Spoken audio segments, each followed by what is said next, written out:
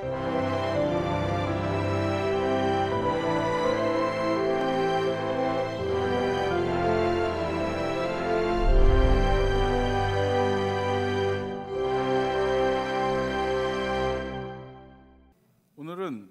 제목에 다시 한번 기회를 주시는 하나님, 이런 제목을 붙여봤습니다.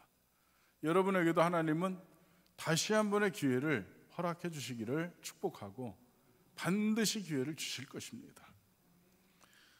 다시 한번 기회를 주시는 하나님에 대해서 오늘 말씀은 세 가지를 말씀하고 있는데, 첫째는 다시 기회를 주시는 하나님이시죠. 요나서 3장 1절의 말씀을 보면 여호와의 말씀이 두 번째로 요나에게 임하니라, 그렇게 되어 있습니다. 세컨드 찬스입니다. 두 번째로 임했습니다. 이 말씀은 요나서 1장 1절과 2절을 통해서도 선지자 요나에게 말씀했던 내용입니다.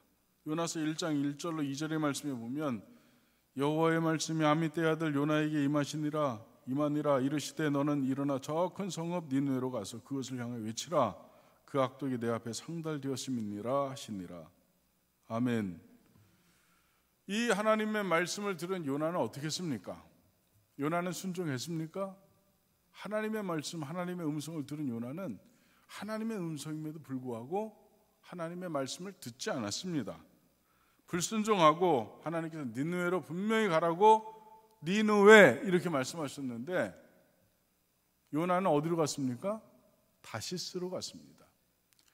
다시스는 지금의 스페인이 있는 포르투갈 스페인 그쪽입니다. 그것이 이제 그때 당시의 세상의 끝인데, 니느웨는 북쪽으로 올라가야 됐고 다시스는 배 타고 저쪽 서쪽으로 가는 거죠. 서쪽 끝. 하나님이 원하시는 방향과는 정반대, 그런 의미를 가지고 있습니다. 우리 인생 살면서 이런 때 많이 있었습니다. 하나님께서 이렇게 해라 그러면 이렇게 안 합니다. 하나님 뜻대로 안 합니다. 불순종하고 하나님 명령 거스르고 그렇습니다. 그러나 참으로 감사한 것은 이런 불순종한 요나를 하나님이 버리지 않으셨다는 겁니다. 그렇기 때문에 우리는 그러한 하나님 앞에 우리는 희망을 갖는 것입니다. 따라서 합니다. 하나님은 나도 안 버리신다. 안 버리셨습니다. 여러분 참 못된 짓 많이 했을 텐데, 그런데 하나님 버리지 않았습니다. 나를 내 스스로가 돌아봐도 나 별것 아닌데 하나님은 나를 세상 모든 것보다, 이 세상 모든 것보다 더 귀하게 여기셨습니다. 그러니 그 하나님께서 여러분에게 다시 한번 기회를 주시면 여러분 어떻게 하실까 하는 것입니다. 사람 같으면 사람은 한번 잘못하고 한번 실수하면 어떻게 합니까? 버리죠. 나는 한 번 아니면 아니야. 나는 한 번 아니면 아니다. 이런 분 한번 손 들어보시기 바랍니다.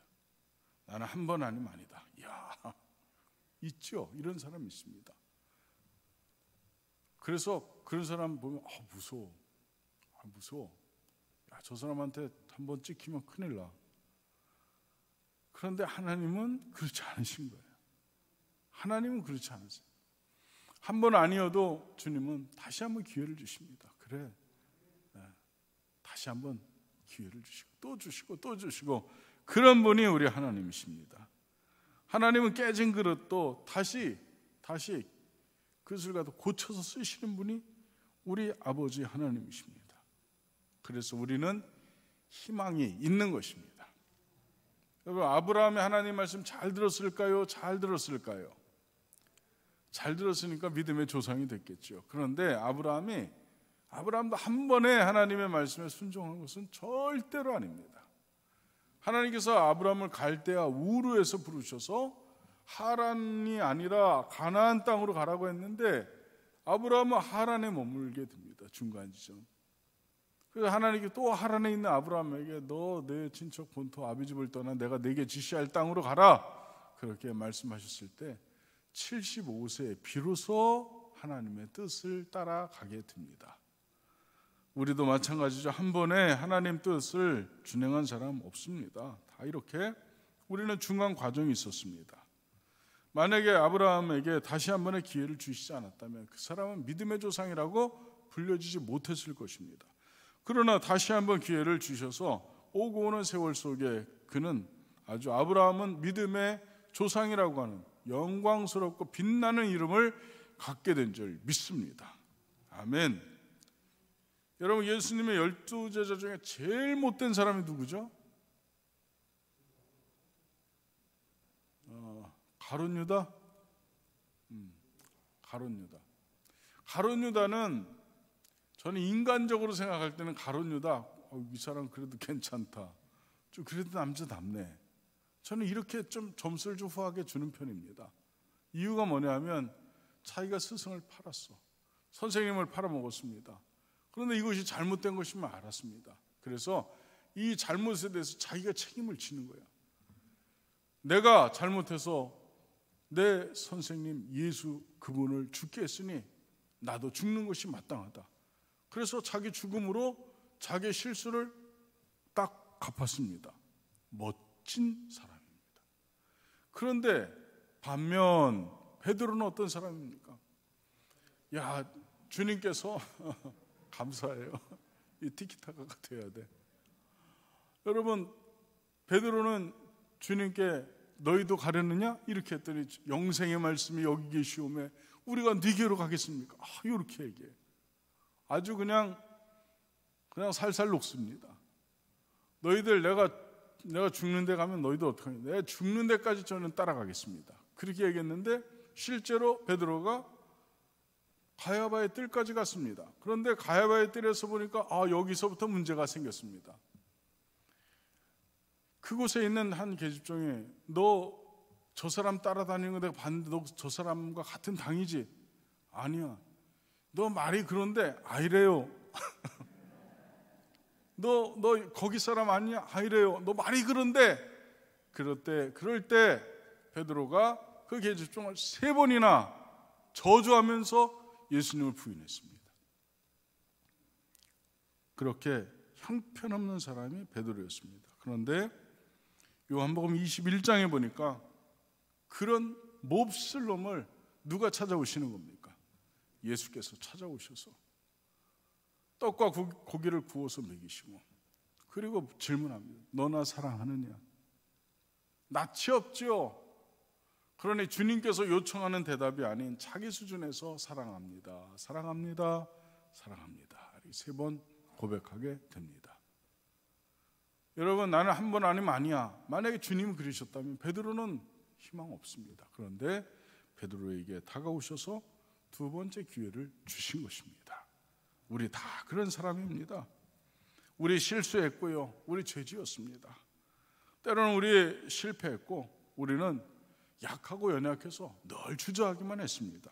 그런 우리에게 다가오셔서 강하고 담대하라, 놀라지 말고 두려워하지 마라, 내가 너와 함께한다, 나의 의로운 오른손으로 참으로 나의 의로운 오른손으로 너를 붙들리라, 이렇게 주님께서 우리에게 오르고 달래서 여기까지 끌고 오신 것입니다. 그러니 우리는 주님 앞에 감사할 뿐입니다.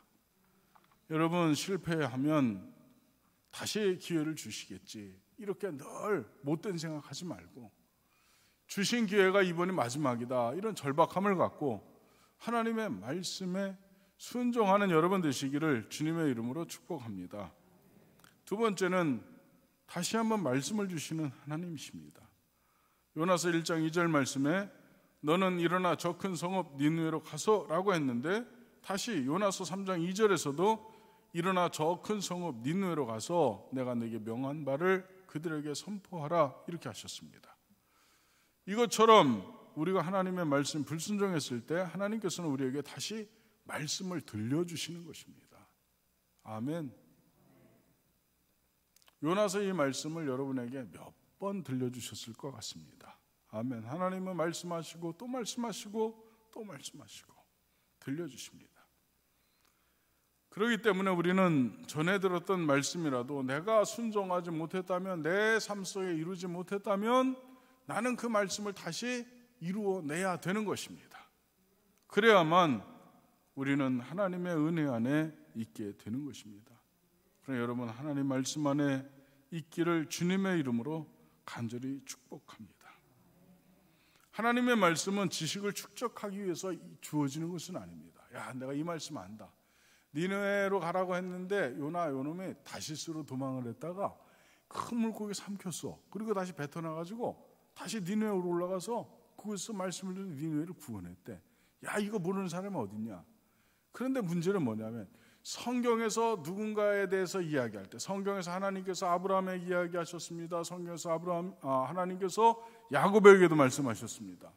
성경에서 하나님 모세에게도 말씀하셨습니다. 성경에서 하나님은 누구에게 말씀하셨는데 그 사람이 내가 되어야 된다는 거예요. 하나님은 누구에게 말씀하시기를 원하시는 분입니까? 나에게 말씀하시기를 원하시는 분입니다. 여러분, 변화는 누구에게 일어나야 되는 겁니까? 미디안에 있는 모세에게 일어나는 일은 그냥 그것은 예입니다. 예. 그 변화가 누구에게 일어나야 합니까? 나에게 일어나야 돼요. 그러니까 하나님의 말씀이 여러분과 상관 있기 위해서는 그 말씀을 여러분에게 하는 말씀으로 들을 수 있어야 되는 것입니다. 그러니 하나님께서 말씀하실 때에 여러분은 순종할 수 있기를 간절히 바랍니다.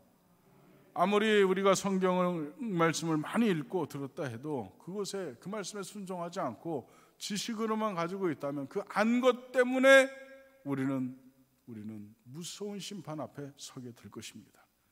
그러니 여러분, 들었다 하더라도 여러분의 삶 속에 그 말씀이 이루어지지 않았다면 여러분은 그 말씀을 다시 한번 붙들고 순종할 수 있기를 축복합니다.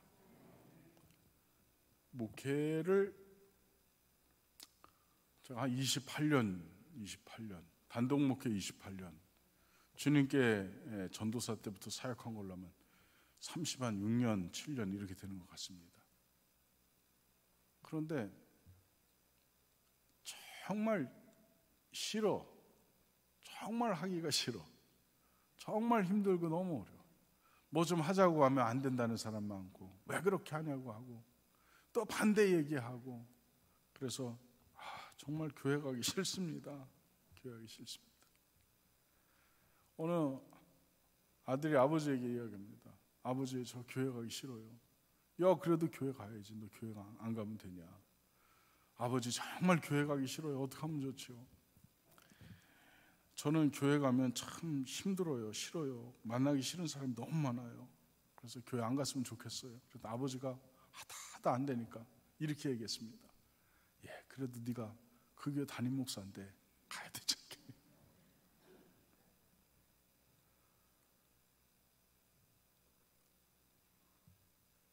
지난해였습니다. 지난해 제 마음속에 한 말씀이 싹 들어왔습니다.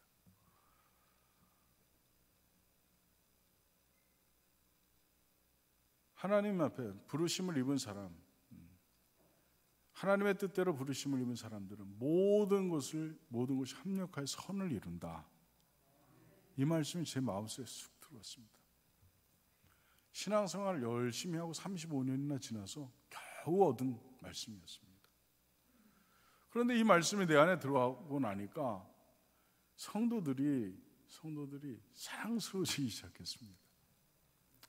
야, 우리 교회 장로님들 교회를 너무 사랑하시는구나. 교회를 정말 사랑하는구나. 이게 느껴지는 거예요.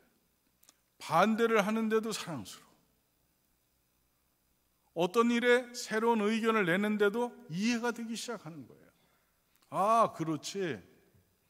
나만 교회를 사랑하는 것이 아니고 저분도 교회를 사랑하는구나. 교회를 사랑해서 이 말을 하는구나. 이게 느껴진 거예요, 제 안에. 그 뒤로부터는 회의가 즐겁고 회의가 감사하고 얼마나 행복한지 몰라요. 내가 한 발 나갈 때는 장로님도 한 발 물러서 주고, 장로님도 한 발 들어오면 내가 한 발 물러서 주고, 그래서 이것이 얼마나 아구가 잘 맞는지 다툴 일도 없고, 그래서 얼마나 행복한 신앙생활을 하고 있는지 모릅니다. 다 주님의 은혜입니다. 여러분, 말씀이 여러분 안에 들어오면 그때부터 새로운 인생이 펼쳐지기 시작합니다. 아멘. 제가 장로님들에게 그런 말씀 드린 적이 있습니다. 만약에 제 뜻대로 하면 교회는 엄청나게 치고 나갈 겁니다. 엄청난 속도로 부흥할 것입니다. 그런데 교인들은 엄청 힘들 것 같습니다. 그런데 장로님들의 말씀대로 하면 아마 현상 유지는 무난하게 할 것입니다. 그러나 한 발자국도 못 나을 것 같습니다. 그러니 저도 한 발 양보할 테니까 장로님들도 한 발 양보해 주십시오. 그런 말씀을 드렸습니다. 여러분, 제 뜻대로 가면 엄청 힘들 것이라고 했더니 아멘이 금방 나왔는데, 여러분, 신앙생활이라고 하는 것은 다 조화입니다. 조화, 하모니, 조화, 이것이 이루어져야만 신앙은 아름답게 이루어지는 것입니다. 말씀 주시는 하나님의 말씀이 여러분 안에 들어가면 여러분은 어디 가든지 조화로운 사람이 될 수 있는 것입니다. 그러나 하나님의 말씀이 내 안에 들어오지 않고 내 고집대로 내 주관대로만 하게 되면 그 사람이 가는 곳마다 늘 분열이 일어나고 깨지고 터지고 말할 수 없는 혼돈과 무질서가 생기게 되는 것입니다. 그러니 다시 한번 말씀을 주시는 하나님의 말씀이 여러분 안에 들어오기 시작하기를 축복합니다. 세 번째는 다시 일어나라고 하셨습니다. 요나서 1장 2절에서 너는 일어나 저 큰 성읍 니느웨로 가서 라고 말씀하셨는데, 오늘 요나서 3장 3절에도 보니까 요나가 여호와의 말씀대로 일어나서 니느웨로 가니라 이렇게 됐어요. 너는 일어나서 저 큰 성읍 니느웨로 가라 이렇게. 두 번째 말씀에서는 요나가 여호와의 말씀대로 일어나서 니느웨로 가니라. 다시 말해서 행동의 변화가 일어났다는 것입니다. 여러분 안에도 행동의 변화가 나타날 수 있기를 축복합니다. 하나님께서 재차 말씀하시는데, 하나님께서 거듭거듭 말씀하시는데도 불구하고 변화가 없다, 이거는 문제가 되는 거죠. 삶의 터전을 향한 여러분의 삶의 반응이 요나처럼 될 수 있기를 간절히 축복합니다. 불순종했던 것을 순종으로 고쳐야 합니다. 주님께서 기도하라고 말씀하시면 기도하고, 전도해라 하면 전도하시기 바랍니다. 하나님의 말씀대로 사랑해라 하면 사랑하시기 바랍니다. 그럼 여러분의 삶 가운데 놀라운 변화가 일어납니다. 여러분은 행복합니까? 행복하게 살아갑니까? 어제 결혼식이 있어서 서울에 갔는데 옆에 이종사촌 여동생이 앉았습니다. 너무 오래간만에 만났습니다. 그랬더니 그 여동생이 저한테 하는 말이에요. 오빠는 행복하게 살아? 그럼 행복하지. 너는 어떻게 사냐? 나는 이를 갈면서 살아. 깜짝 왜? 그랬더니 하여튼 이 인간을 생각하면 난 이가 갈려. 야, 임마, 그래도 남편한테 그러면 되냐? 애들 때문에 살아. 그렇게 얘기를 해요.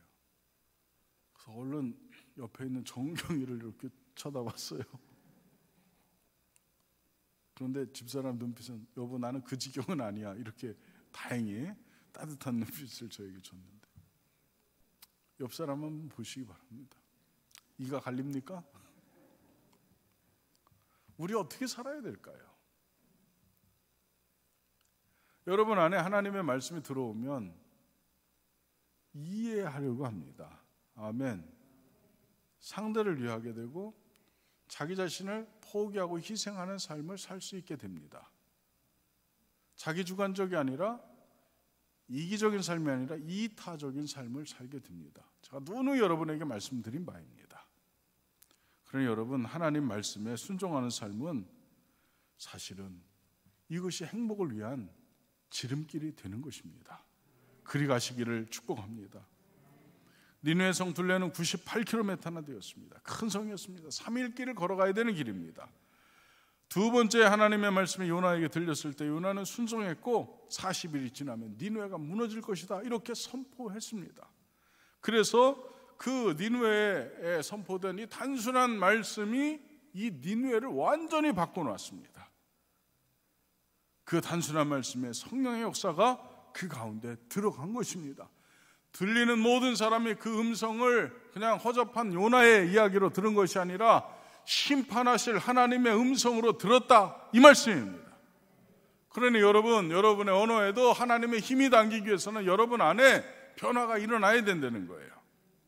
우리 안에 영적인 변화, 영적인 부흥이 일어날 때, 회개가 일어날 때 하나님의 말씀은 놀라운 역사를 일으킬 수 있다는 말씀이 되는 것입니다.